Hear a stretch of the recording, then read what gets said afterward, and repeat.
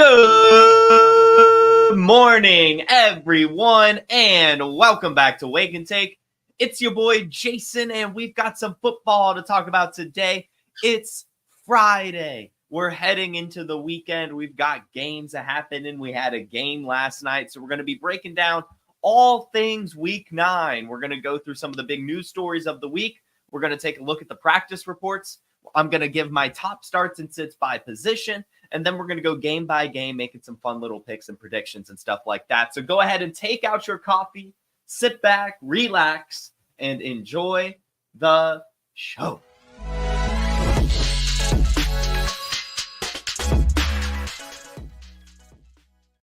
All right, and welcome in, everyone. Good morning to you, Harry Snowman and Jamie. If you're listening on the podcast, thank you for listening as well. I hope you all had a wonderful Halloween evening, enjoying that spooky Jets-Texans game. Admittedly, didn't catch it all. In fact, didn't catch any of it. Was hanging out with some friends last night. But, man, apparently CJ Stroud did an Anthony Richardson costume, and Aaron Rodgers decided to be peak Aaron Rodgers on Halloween evening. Malachi Corley, F in the chat. If you guys could, please put an F in the chat for Malachi Corley. I could not imagine about to cross the goal line and not only my first career catch, but what would be my first touchdown and just dropping that thing. I cannot imagine how that man feels this morning. That has to be gut-wrenching. At least they still pull off the win. I'm curious to see if they can keep it up. Some great storylines, of course. We get the Devontae Adams touchdown. Garrett Wilson goes off. Breece Hall still finds himself a low floor despite not having as many opportunities as we want him to. So it's good to see that with the pass game clicking in the way it did. So the Jets, maybe they can use this going forward. And the Texans, man, do they need some wide receiver help. I mean, obviously, no one could ever expect their top two wide receivers to go down right around the same time as each other and just be stuck with Tank Dell. But man, oh man. 11 of 30, 191 yards. Literally was an Anthony Richardson last night. Tank Dell, at least we finally got the Tank Dell game, right? 126 yards off the 6 receptions. Can't complain there. But mostly on the Texans, all you want right now is Joe Mixon. I honestly can't believe it. Just an unbelievable year from the Texans in terms of how disappointing they've been. I don't even know where to go from there. Just sad, really. I had such high hopes for CJ Stroud and Tank Dell. And yeah, of course, we get the Tank Dell game here, but even then, it could have been better, could have been more, and it shouldn't be under these circumstances. It's hard to feel good about it. But that's the kind of Texans-Jets game kind of rundown. Seemed to be some at least interesting things that happened. I know there were also a lot of like the field goal thing that I saw that happened as well. The Texans made a field goal, then decided to accept a penalty to make it a closer field goal instead of just taking the points. Weird stuff going on last night for spooky season. But we're now in November, heading into Week 9. So let's get into it. NFL news. We've got one big storyline really from this week. Well, one that we'll just go ahead and briefly cover this. There is a situation developing around Jameson Williams. Haven't really heard too much about it. The Lions have come out and said they're not really going to speak to media about it, but there may be a potential Jameson Williams suspension looming. Unfortunately, he was in a car with a friend, and there was a gun in the car that was not, or allegedly, not registered to either of the people in the vehicle, or it was registered to the driver, but it was under Jameson Williams' seat. He was arrested. They let him go because he was a Lions player. That's the story. There's an investigation going into that. Hopefully a big nothing burger, but definitely something to monitor.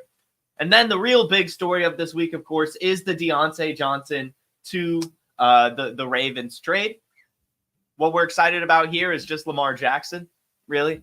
This is very disappointing for all the pass catchers, really. I mean, it's probably still going to end up being fine for Mark Andrews. We're going to use the word fine there. We're not excited about it. We're losing targets.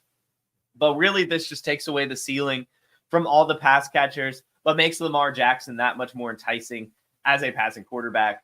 Bringing him another weapon to kind of help out outside of Zay Flowers and, maybe kind of take away Rashad Bateman, even if he was playing well. You don't need Nelson Aguilar just to kind of help the wide receiver room as a whole. But there's just going to be less targets, right? Like Dionte Johnson, he's not going to get enough to be Dionte Johnson. Zay Flowers is probably not going to get enough to be as good as he is in PPR leagues. The only person I'm not crazy worried about in terms of pass catching is Mark Andrews. He's still going to get touchdowns. You know what I'm saying? He's probably going to get 1 to 3 less targets a game with Dionte Johnson going there. But I don't think he's really taking away his stuff. I'm more so worried about Zay Flowers, maybe the Isaiah Likely kind of targets, and some of the Rashad Bateman will probably be going to Dionte Johnson. I think Mark Andrews will still be fine. This is mostly really, really good news for Lamar Jackson in the pass game. And arguably, too, Derrick Henry, as the defenses have to focus on all these wide receivers a bit more, that slightly opens up the game for Derrick Henry. Not too much. It was already opened up a ton for him. But, just to make defenses have to be more respectful of the passing game as a whole, should open up the run game a little bit in Baltimore. So there's a slight boom for Derrick Henry as well with this move. In terms of the Panthers, I mean, it's looking like Bryce Young is going to be the quarterback rest of year. He looked fine last week. This car crash situation with Andy Dalton seems to be a bit mysterious. And I at this point, he's had the time to sit back a little bit more and watch Andy Dalton hopefully reset. We'll see how it develops from there. But the big winner, of course, is going to be Xavier Legette. We've seen him this year already score a few touchdowns. He's getting decently fed, not a ton, probably 4 to 6 targets a game, usually here or there. But we've seen some good games from him. We've seen the usage. He's now going to be the wide receiver 1. So that's really, really good news for him. But then there's also some good news there for Jalen Coker, the undrafted free agent who made some noise in the training camp. We saw him last week get a few targets as well, get some good production going. So he's also stepping up in the pass game. And that's good. That's good. Maybe some more Jonathan Mingo. Maybe we could see Adam Thielen return and get involved more. But for the most part, we're excited about Coker, Legette, and Lamar Jackson, Derrick Henry, really on the Ravens side. And another big story as we head into the injuries here is TJ Hockenson is expected to make his season debut this week. He's been completely activated, taken off the injury report, yada, yada, yada. TJ Hockenson is expected to play this week. I believe they're playing the Lions off the top of my head, which is a good return for him. No, the Colts. Sorry. Still a good return for him. With Joe Flacco out there, they're slinging it a bit more in Indy. So should be a fun little game. Cool to see TJ Hockenson out there. I would go ahead and say it. Fire him up. If you got TJ Hockenson, you've been waiting this long. Why think about it? Throw him into your lineup this week. Should be fun. He's fully healthy. That's why they've taken so long. I'm sure if they were losing games and really needed the help, he would have been activated a couple weeks ago. But because they were doing fine, they didn't really rush it. But this should mean that he's like more than 100%. Really, more than 100%. Oh, yeah. Thank you, Around the Fur. Sorry. I keep the damn Anthony Richardson was benched. What am I doing? Forgot about that.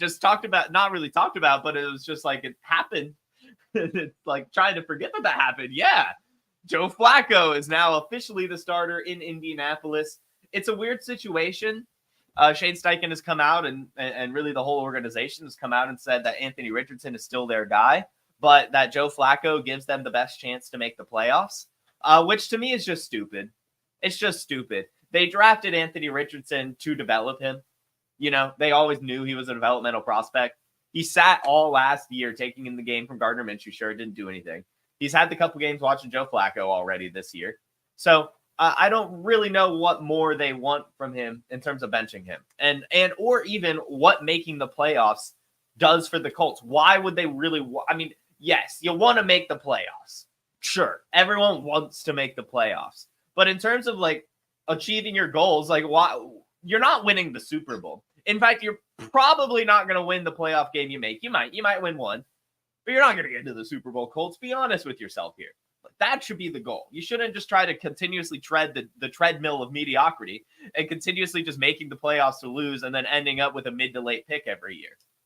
Like they should just let Anthony Richardson develop, play the damn game, and spend all year. If he still shows no signs of improvement, maybe then you find yourself in a low draft pick and you can ask yourself again, like, man, do we really want Anthony Richardson to be the franchise guy? But now what you're doing is sitting him behind Joe Flacco. And then you're not even going to be able to ask yourself that at the end of this year, which is fine, right? You're going to have to go back to Pittman next year. Yeah, it's just weird stuff. Now, and this is the funny thing too, the whole Pittman injury thing. It was like, oh yeah, I might land on IR, and then you didn't, But that was there's so like it. Honestly, to me, it is an Anthony Richardson problem, but it also just seems like an organizational issue. A lot of things are very dysfunctional in Indianapolis. I don't know. I don't get the thinking at all, really. You can't just try your best to make the playoffs if you're a team like the Colts. Again, you drafted one of the younger quarterbacks that we've seen enter the NFL, one who has played some of the lowest amount of snaps than we've ever seen a quarterback entering the NFL, who was drafted because of pure athleticism, not the quarterback ability. He was always a developmental prospect with really good athleticism that you felt, some of those big ceiling plays could happen and be fine. But now you're taking that away from him. Now you're like, I just don't get it. And you're going to end up with a worse draft pick now. I really don't understand it. As Around the Fur points out, Josh Downs is definitely going to be something. He was still kind of something with Anthony Richardson. He was still a good target of him, but even more so with Joe Flacco. I think he was averaging around 17 points a game or something with Joe Flacco, something around there. And it's good. It is good. No, I mean, yes, I get this. That's what they said, right? That they're just trying to win games, but I don't know. I'm just not a big fan of just trying to win games for the sake of winning games. At the end of the day, this is a long-term plan here. You're trying to build up your team, and Anthony Richardson allegedly is your franchise quarterback that you want to commit to over time. So the best way to do that is to get him the game reps, get him connecting with his team, get him connecting with his players, learn from his mistakes. But maybe they see things differently. I'm sure it'll. I don't know.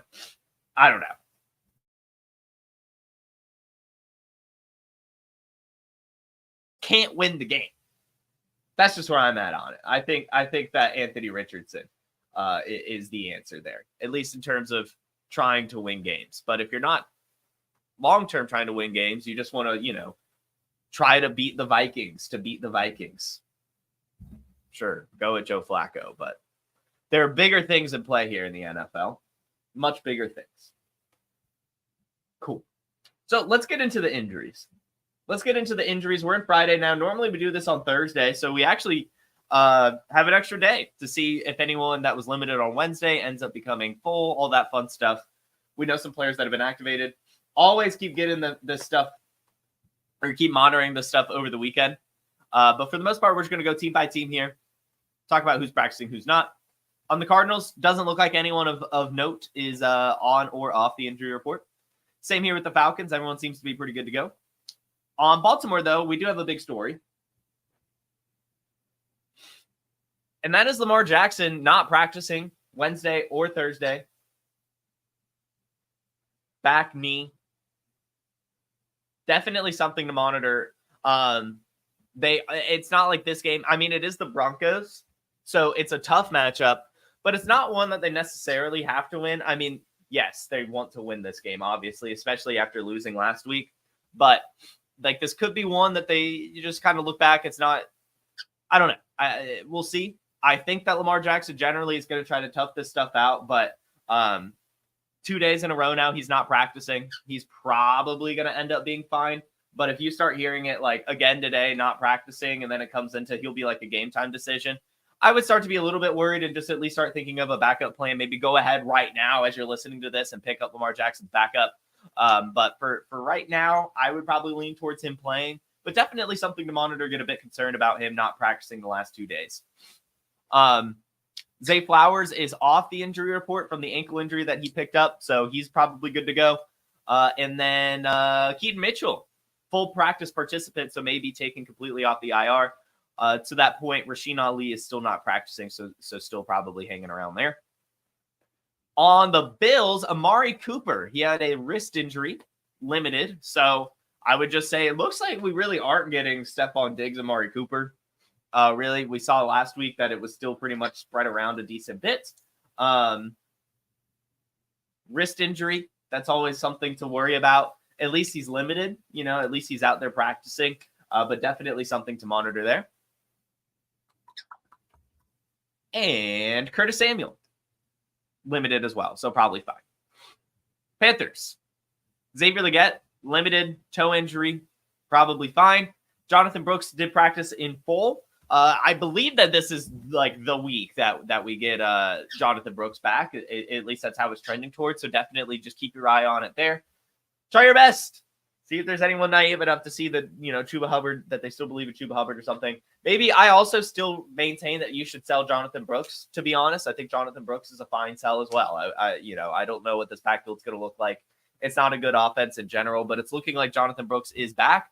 And also Adam Thielen, he is practicing this week in limited capacity, so we could see him elevated, especially with the Dionte Johnson trade. They had the room for it. Moving on, the Chicago Bears. No one too crazy of note on offense. The Bengals here, still no practice from T. Higgins. So T. Higgins probably going to miss yet another week here. Go ahead and fire up your Jamar Chase with extra confidence. Maybe throw him into your DFS lineups. And then maybe, if you're deeper league, maybe some Jermaine Burton or something. For the most part, though, we know it's just Jamar Chase. Charlie Jones, to that point, also limited. Probably fine since he's limited, but just monitor the Charlie Jones as well if you're in some special team scoring leagues. On to the Browns, Jerome Ford. Looks like he may be able to return this week. He has picked up limited practices Wednesday and Thursday in return of his hamstring injury. Jerome Ford looking good for this week. And David Njoku, he missed practice on Thursday with an ankle injury. Definitely something to monitor. Ankle, never good, especially on Thursday, not practicing, not good. Assuming that also means he missed Wednesday. Monitor David Njoku today if he doesn't play. That is just really, really good news for Elijah Moore and Cedric Tillman, and maybe even Jerry Jeudy. But Jameis Winston is slinging that thing regardless of who's out there. So again, if you still haven't tried your best to get some Browns weapons, try to do it. With David Njoku not practicing, there may be even more volume heading that way. Let's see. In Dallas, no one too crazy of note on offense. Same in Denver. Same in Detroit. For the Packers, Josh Jacobs did miss Wednesday, I believe, but was able to practice in a limited capacity on Thursday. This is an ankle injury. Josh Jacobs probably will be fine, but definitely monitor that. And Marshawn Lloyd's still not practicing. Crazy enough, he's still not out there. So if Josh Jacobs doesn't go, he is going to go. It looks like he's going to go. He should be fine. But still, maybe if Emmanuel Wilson is hanging around, you could pick him back up or try to make a move for him or something if you have Josh Jacobs. But he should be fine. He's limited, good to go. He's one of those players that just plays through these things. Jordan Love, same thing, limited. Should be good to go. I don't really think we're going to be seeing Malik Willis this week.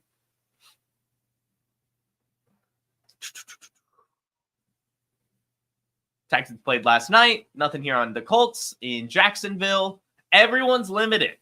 A lot of injuries were picked up this week. But Brian Thomas Jr., limited. Gabe Davis, limited. Tank Bigsby, limited. Travis Etienne, limited. Generally, when we see these limited practices, players are able to return that week. My guess would be that we still don't see Brian Thomas Jr. based off the early reports, but they were never really truly corroborated with him picking up a limited practice. We might actually see him, which could be crazy. I think Gabe Davis would probably play through his shoulder. Chest injuries for Brian Thomas, that's always just a really iffy one. I would like, if I were a coach, at least to see a little bit more than just a limited practice and feel confident in that. But he is out there. We'll see. Definitely monitored all of those, really, but especially Brian Thomas Jr. The backfield as well. It looks like we could have just a split backfield between Tank Bigsby, Travis Etienne, Dearness Johnson, with 2/3 of those players being just less than 100%. But everyone is limited this week that we are worried about. Gabe Davis, Brian Thomas, Tank Bigsby, Travis Etienne. Hopefully, right, they're all able to get out there. That would be perfect, even if they are less than 100%. Monitor those guys.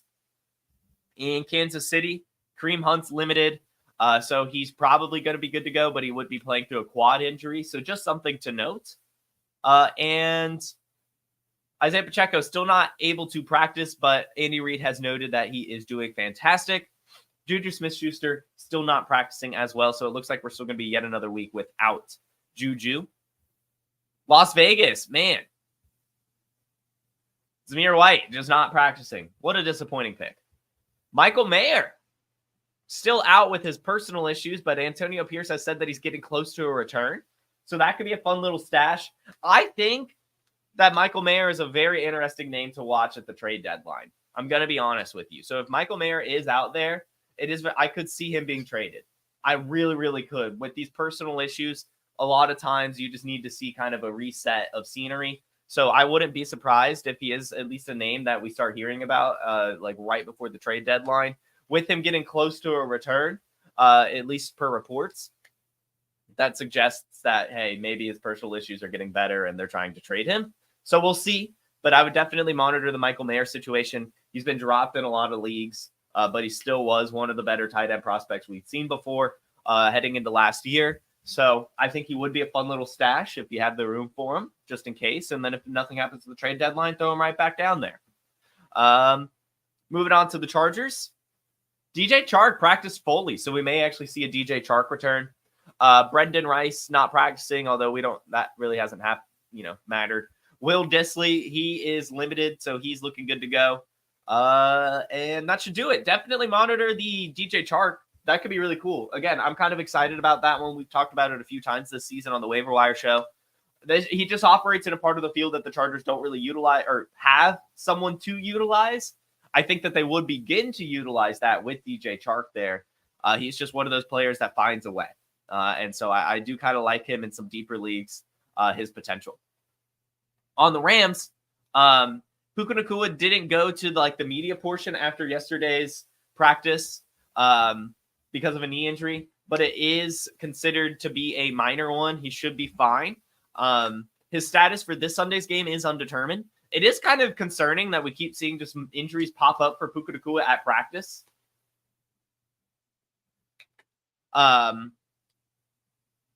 So yeah, but it's supposedly not a big one. So it's probably fine for Puka Nacua, but definitely something to monitor. That's never anything you want to hear, especially from a knee injury at practice.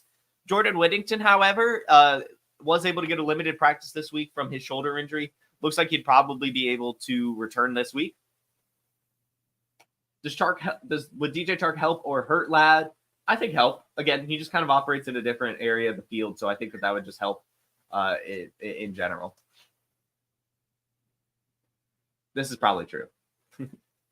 It was the same knee. Okay, so that's never good. They say it isn't considered a major one, but I'm sure that we'll have a little bit more news on it today. You're right. Actually, you're so right. Them saying it's minor is concerning. We're just gonna let it play out. But if Jordan Whittington was hastily dropped in any of our leagues, again, we talked about it on the Waiver Wire show this week. He's the guy you want. He's the wide receiver you want in Los Angeles if you're not trying to get Cooper Kupp or Puka Nacua. So if he was hastily cut, get him for sure in regards to the Puka Nacua injury. Hopefully Nacua is good to go, though. In Miami, Tyreek Hill limited. He'll be fine.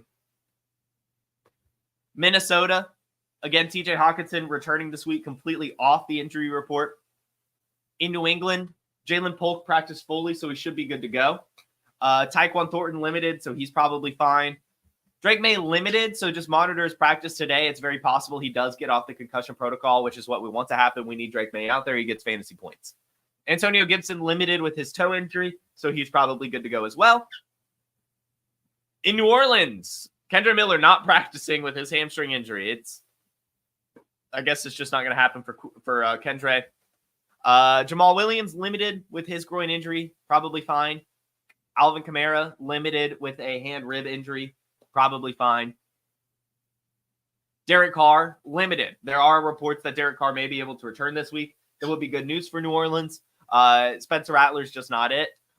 Derek Carr, also not necessarily it, but better than Spencer Rattler, should help this offense a lot. That'd be huge news for Alvin Kamara, who has been very much struggling the last few weeks, at least in terms of the ceiling. With Derek Carr back, we could see him get a lot more pass catching work, which is awesome news. So monitor that. Hopefully we get some Derek Carr action this week. In New York, I believe Tyrone Tracy, limited. Looking like he'll be able to get off the concussion protocol as well. I saw Theo tweet out that they were able to release his x-rays, and there was a dog in there, so he's probably good to go. And that'll do it in New York. The other New York, they played last night. Philadelphia, Dallas Goedert still not practicing with his hamstring injury, so we should not expect him to play. Look for more A.J. Brown, Devontae Smith. Nothing crazy in Pittsburgh. San Francisco. They're on bye, so I guess it doesn't really matter. Seattle, still no practicing for DK Metcalf. DK Metcalf is still not practicing with his knee injury. We'll talk about that a little bit more. We're firing up some Jaxon Smith-Njigba this week. Of course, fire up your Tyler Lockett. I know that the Seahawks didn't look as good without DK Metcalf, but still, we like the matchup a decent bit. And yeah, no DK Metcalf. It's looking like this week, though. Start to find yourself another option. Noah Fant is also not practicing, which is even more good news for JSN in that part of the field. Tampa, Sterling Shepard not practicing. That is not good news. Looks like Sterling Shepard would probably be out this week. Bucky Irving, also not looking like he'll be practicing. He has not yet. They do expect him to return. He had a toe injury, and apparently he's been kind of dealing with that, or will be dealing with that rest of season. So Bucky Irving, and this week, definitely look for some Rachaad White. Maybe try to buy Rachaad White even. Tyler Boyd out this week. It looks like he has not practiced. He might be fine. You know, it's a shoulder injuries, and he is a veteran. So it's very possible that they just kind of don't have him practice this week. So monitor Tyler Boyd. Will Levis limited, but he was kind of benched this week. So kind of see if there's any developments on that. We might see Mason. And neither is Tony Pollard. So that could be some crazy stuff in the Tennessee backfield. Who even is the third string? Why did I not know that off the top of my head right now? But yeah, no practicing for Tyjae Spears or Tony Pollard. Foot injury for Pollard, hamstring for Spears. Julius Chestnut, maybe a fun little pickup right now. Get some Chestnut on your roster. And then in Washington, Brian Robinson limited, Jaden Daniels limited, Olamide Zaccheaus limited. Everyone should be fine. Yeah, that's it for the injuries. Go ahead and do that. As we see Trey Palmer's season, I don't mind. I don't mind it. I like Trey Palmer. We've talked about him before. I mean, I would think that the Sterling Shepard injury helps Jalen McMillan a little bit more. Trey Palmer is still more of kind of the Mike Evans replacement, at least in spirit, of course, not in skill. Whereas Jalen McMillan kind of plays everywhere. So I think he kind of gets a bigger benefit from a Sterling Shepard injury. But still, both of them get a little bit of a bonus. Mostly it's Cade Otton season, right? It's mostly just Cade Otton season in that regard. So cool. That should do it for the injuries and the news updates. Before we get into my start sits, let's just hear a little bit about the DFS Dominator. Hey, I know DFS may have peaked, but there are still hundreds of thousands of people to play and millions of dollars up for grabs every week. So let's put our hoodie on and let's talk about Player Profiler's DFS Dominator. It has a cash game optimizer that leverages the projections from Billy and Theo and Bradley and Evan and that Player Profiler AI engine to create cash game lineups that certainly have a high floor, but also give you that ceiling. Now, you've probably heard about the most powerful tool of all, our Lineup Genius. We know winning GPPs requires a completely different approach, which is why our Lineup Genius takes you through the process of selecting the quarterbacks in the juiciest matchups. Then it highlights the stacks and runbacks that are available, lets you pick the chalk level, lets you pick the level of correlation with a number of other proprietary settings available to you. Click a button and it generates hundreds of lineups to be imported into FanDuel and DraftKings. And it's just $45 a year, not a week, a year. So for that reason alone, if you play DFS, you'd be an idiot not to buy the DFS Dominator. DFS Dominator tool is epic, as well as the rest of the Player Profiler tools. We are running a promo.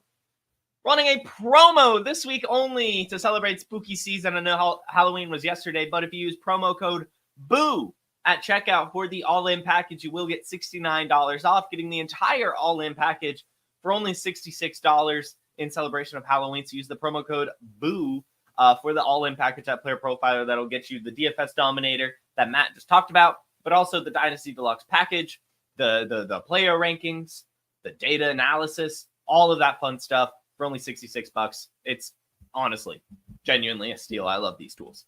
Now, we've got starts and sits by position. We'll start at quarterback.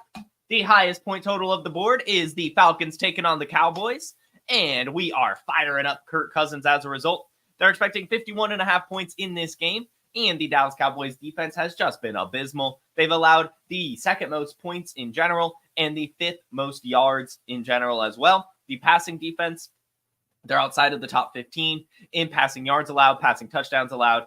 and interceptions. Rushing yards as well. They're like the worst rushing defense in the league right now. So really, it's just a defense that should get shredded. We want Kirk Cousins this week. The way he's playing right now, off of 4 touchdowns, all the pass catchers looking good. Should be a fun little matchup. The Cowboys also starting to show some signs of life as well, with them finally just feeding the ball to CeeDee Lamb, which is, I don't know why it took them so long. It always takes them so long. But should be a fun game. Vegas is expecting such. So we're going to be firing up Kirk Cousins, and we will be mentoring one more Falcon later in the show. In terms of the quarterback that we are sitting, it's going to be Jay Herbo.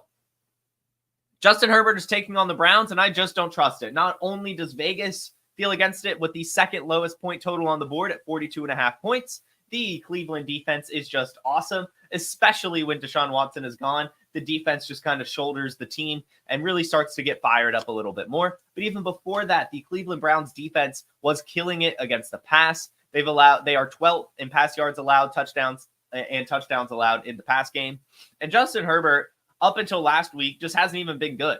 He only has one game over 15 points, and that was literally last week. And even then, last week, his volume wasn't that high, only 32 pass attempts. It was really just because he had 49 rush yards, which is something we hadn't seen in a long time. And I don't think something that we should consistently rely on going forward as well. With it being a tough matchup, I wouldn't be firing up Justin Herbert in this game. Not a lot of points expected to be scored either. I'm sure that there's a better option out there. Tough matchup.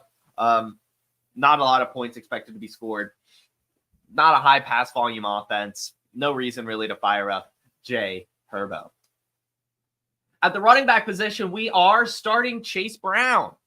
The Bengals are taking on the Raiders and favored by 7 points, so that the game script should, of course, favor the run game. But even then, the Raiders have not been very good against the run. They're outside of the top 10 in rushing yards and rushing touchdowns allowed. And Chase Brown in general has just really started to show some signs of life over the last few weeks. Since week 4, he's had at least 12 touches in every single game, 23 points, 16 points, 14 points, 7 points, 11 points, and just, getting the ball more than Zach Moss, who over the last 4 weeks has only had one game with 10 or more touches. So Chase Brown has kind of become the 1A in Cincinnati. Should be a game in which the Bengals are ahead, and which should allow Chase Brown to be really good. I'm expecting a pretty decent Chase Brown game in this one, especially, again, there was no T. Higgins expected this week, so maybe a couple more passes can go his way as well. But as he's the 1A, as they're favored against the Raiders, I think this should be a fun one for Chase Brown. And we will be sitting Travis Etienne. This is maybe a cop-out, as, it's always hard to trust a running back coming off an injury, especially in one that is probably coming back to a committee now since Tank Bigsby's been playing so well. But the Eagles' rush defense is also just incredible. They rank 7th in general in points allowed and yards allowed, but against the run, they are 8th in yards allowed and 5th in rushing touchdowns allowed. They have been stingy against the run. Travis Etienne will not only be less than 100%, but also in a crowded backfield. In a game script that should not favor the run, the Eagles are favored by 7.5 points, and I do not blame Vegas for that one. Maybe he'll get some pass work, but maybe not as well. We don't really know. We haven't seen it as much in his career, especially coming off an injury. I wouldn't really bet on it this week. I'm sure that there are some better options out there. At wide receiver, we already mentioned this one. We already did, but we're going to go into detail now. We're firing up Jaxon Smith-Njigba.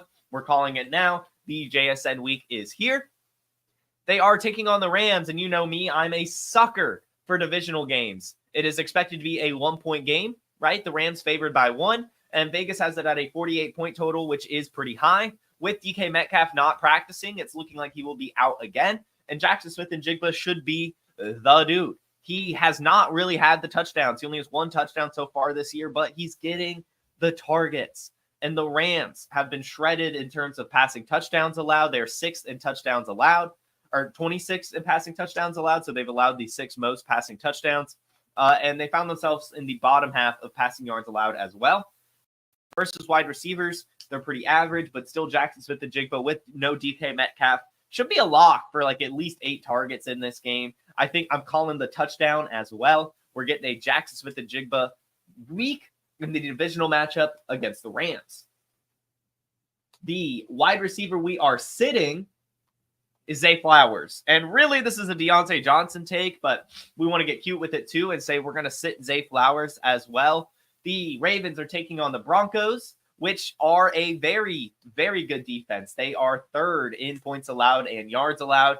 And against the pass, they are fourth in passing yards allowed, seventh in passing touchdowns allowed, and have had the 10th most interceptions across the league. Even against the run, they're very good as well. They're just a very, very, very good defense. Lamar Jackson is less than 100%, and with Dionte Johnson in town, there's just too many mouths to feed. You could probably still go Zay Flowers for his floor in like a full PPR league that's a little bit deeper, but I think that this is the week to probably sit him in a tough matchup, less than 100% Lamar, and potentially getting Dionte Johnson involved a bit. This is a bold one. I wanted to throw at least one bold one in here. We can't get too, I feel like we've been too chalky so far.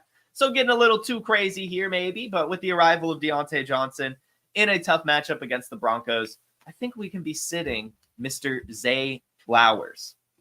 Now, of course, unless you're like, we'll talk about this later, Mac. We do have one of these. We do have a Broncos player. At tight end, this is simple. This is like, I'm actually happy. Normally, I hate doing the tight end portion of this, but Cade Otton. Cade Otton versus the Chiefs. That's simple. Of course, we're firing up Cade Otton. He's coming off a game where he had 9 receptions and 2 touchdowns. And the Chiefs, despite having the bye week, have given up some of the most receiving yards to the tight end position. They've given up 566 receiving yards and 2 touchdowns to the tight end position so far this year, which is almost as much as the Ravens have, who's given up the most, who've played one more game. The Chiefs have been shredded by the tight end position, and with Sterling Shepard injured, looks like Cade Otton should be even more involved, which is just incredible news. Cade Otton seems to be the alpha in Tampa. Don't question it at all. You've got to lock down Cade Otton into your lineup this week. And sit Tucker Kraft. Again, we talked about selling him on yesterday's show. The Packers are taking on the Lions, and yes,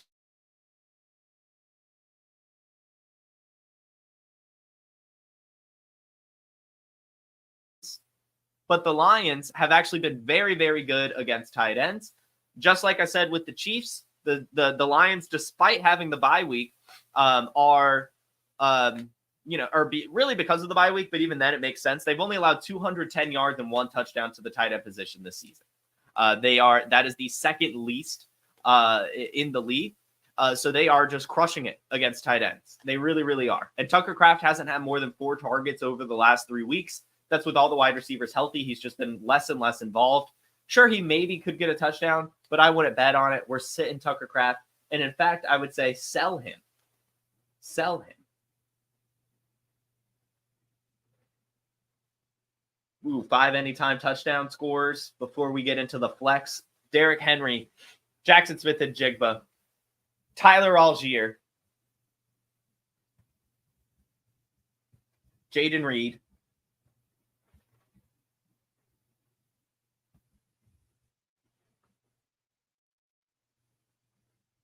I guess Chase Brown, if we're just going to go off my start sits.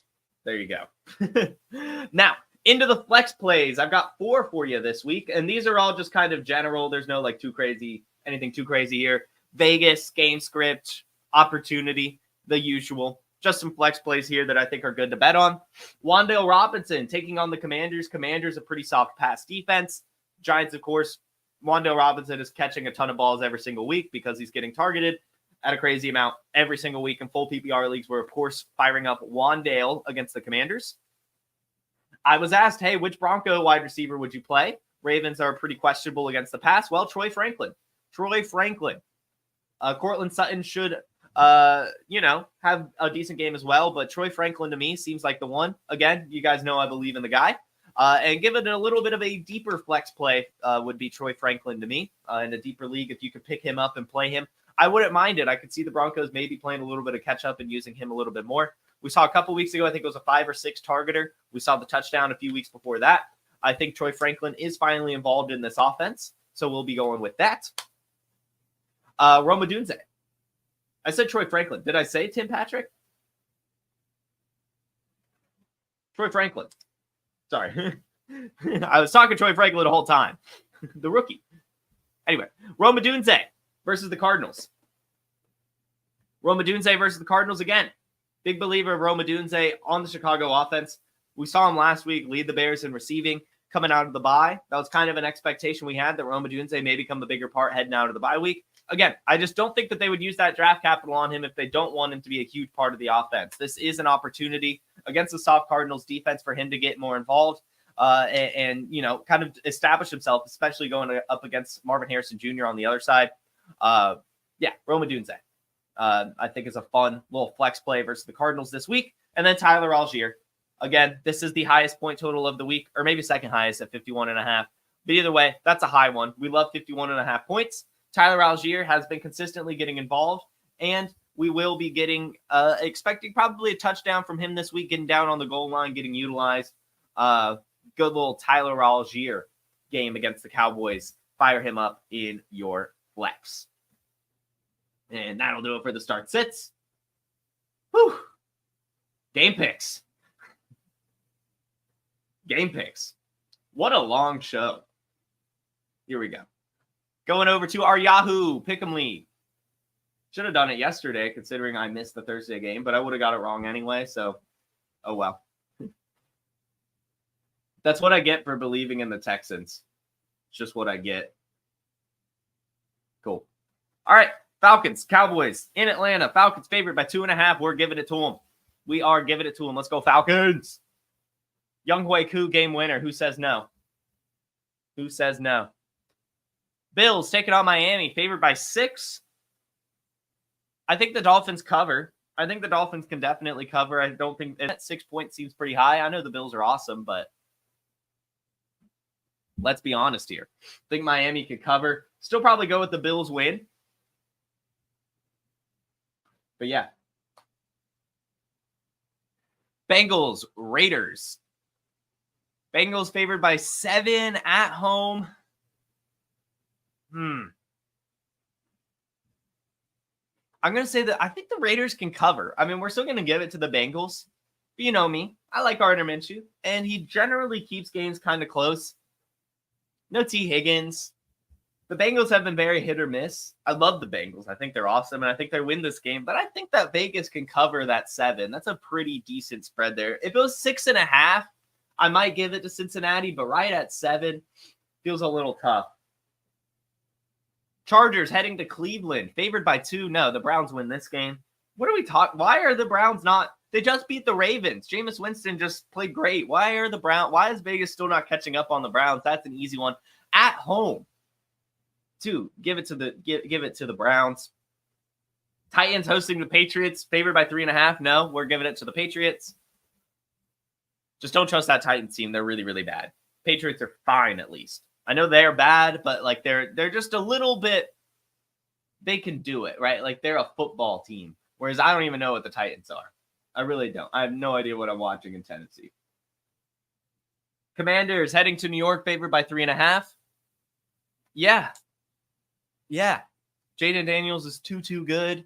The Giants are too bad. Commanders should easily win by more than 3.5. Saints heading to Carolina, favored by 7. I think Carolina could cover at home. These are some big spreads this week, Vegas. What are y'all doing? I don't know. I mean, it's not like the Saints have been great. I know we have Derek Carr coming back, but I don't know. I think the Panthers could cover this one at home. I mean, this is like the NFC South, especially the Saints games. These divisional matchups generally always end right around 20 points. Right around 20 points, like for the winner. So to win by 7, I don't know. I think that's a bit too high for me. I think Carolina can cover that at home. Baltimore heading to Denver, 9.5. What is this? No, I think Denver can cover. But the Ravens still probably win this. But I mean, the Broncos are playing really well. Bo Nix just got, man, this is crazy. Bo Nix just got Rookie of the Month. They're playing well. The Broncos, 9.5. They just lost to the Browns. Denver covers. I mean, we'll still give it to the Ravens, but that's crazy. Eagles hosting the Jaguars, favored by 7.5. I will get this one. This one's tough to me, but I'll give it to them just because of how banged up the Jaguars. Well, actually, no. Jaguars can cover this one as well. They are banged up, but Evan Ingram's still there. I think they could still get it going. Man. Yeah. I think Jaguars could cover. I think that they'll be fine. And it looks like everyone will be playing, even if they're less than 100% as of now. So I think they could cover that 7.5. Cardinals favored by 1, hosting the Bears. We'll go the Bears upset. We'll go with the Bears upset. Caleb Williams fired up after the Hail Mary loss to Jaden Daniels. Arizona defense kind of suspect. Yeah, we'll go with the Chicago upset. Detroit heading to Green Bay, favored by 3.5. We'll give it to the Packers at home, actually. I love the Lions, but let's face it, no Jamo, no Aiden Hutchinson. Packers playing well. I'm assuming that this game, that Vegas maybe thinks that Malik Willis is starting, but it looks like Jordan Love will be. So we'll give it to the Bears, or to the Packers. Sorry, I saw the Bears comment. Rams heading to Seattle, favored by 1.5. We're going to give it to the Seahawks. We're going to give it to the Seahawks. Weird stuff going on in LA. I think JSN has a good week. I think the Seahawks have a good week. At home, we're going with the Seahawks. Vikings hosting the Colts, favored by 5.5. Yeah, we'll give it to them. Even with Joe Flacco, I think the Vikings can win this one by a touchdown or more. Especially with the TJ Hockenson return. This Vikings offense should be feeling good this week. Chiefs hosting the Bucks, favored by 9? No. Tampa covers. Kansas City has not been winning by 9. Maybe they have. I don't know. But they're all too close. They're not scoring a lot of points. The offense is anemic. The Buccaneers are fine, even without Mike Evans and Chris Godwin. Vegas has not adjusted a lot this week. That's kind of crazy. So we're going with the Bucks, at least to cover. Took some hot takes there. I don't know. I see a lot of pushback on the Browns beating the Chargers. That's just what they do. Isn't that the year that the Browns won one game was over the Chargers? No, yes. We called this one. Sam Howell will start at some point. Geno Smith is killing it, but they're not worried about that. They do want to kind of figure out the future. You know what I'm saying? I could see that they traded for Sam Howell for a reason. They could pull the plug and just see what he has. I think it would probably be end-to-end season, not quite yet, but I wouldn't be surprised if that happens. Definitely have been recommending putting him on your Superflex rosters. Drop Sterling for Coker. I like that.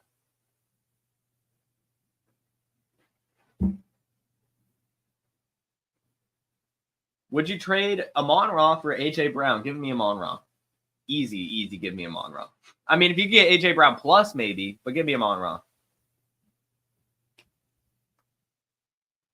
I did not see the Roquan Halloween costume. That's funny.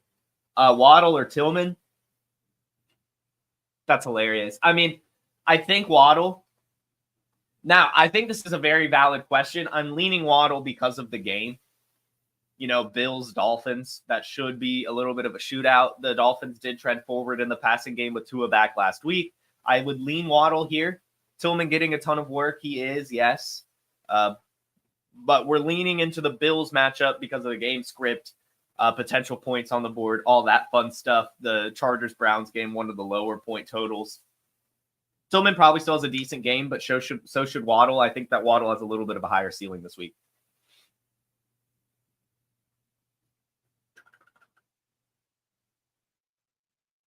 San Francisco running back rest of season. It's Isaac Guerendo. I mean, Christian McCaffrey really is who you want, but Isaac Guerendo, you also want. I mean, really, you want all three. It seems unclear, but Isaac Guerendo is the one with the juice. He should be good for the next couple weeks. We like him a lot. Start. Would I rather have Rashad or Tyrone Tracy? I think Rashad White, this toe injury for Bucky Irving, I think could linger or is expected to linger. No, it's Tyrone Tracy. What am I talking about? Tyrone Tracy's a dog. He's got crazy athleticism. Not really sharing the backfield as much anymore. We're going with Tracy, actually. What am I doing? Start 2 and a flex. Waddle. Downs. Worthy. Waddle, Downs, Worthy. Hurts or Jaden Daniels.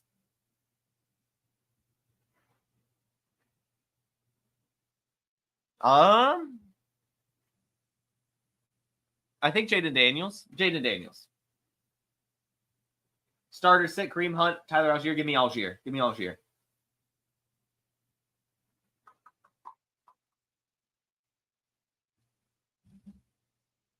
All right. Let's see. Sit one. Drake London, Josh Downs, Kenneth Walker, James Cook. Why? Why do I have to sit one of these? I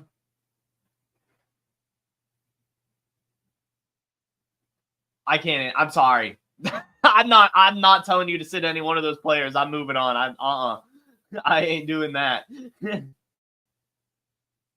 Are we still victory lapping the Jamo pick? Less so, but yes. Less so, but yes. Judy is playable if David Njoku is out, I would say.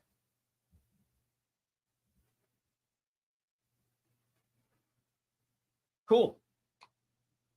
This is not true. They play better with Jamo. You saw those playoff games. All right, and the beginning of the season. All right, everyone. You all have a wonderful... Dang it. The mirror always gets me. You all have a great day. Thank you so much for tuning in. Make sure you hit that like button. Make sure you subscribe. And make sure you tune in on Monday for some reactions to Week 9. Have a fantastic Friday. A wonderful weekend. And good luck in Week 9. Have a good one. Peace. Hey, I want to thank you for being part of this broadcast. If you have any thoughts on it, leave a comment. If you enjoyed it, make sure you leave a like. And if you want to see more shows on the Player Profiler channel, subscribe to it. That's how we know you want more.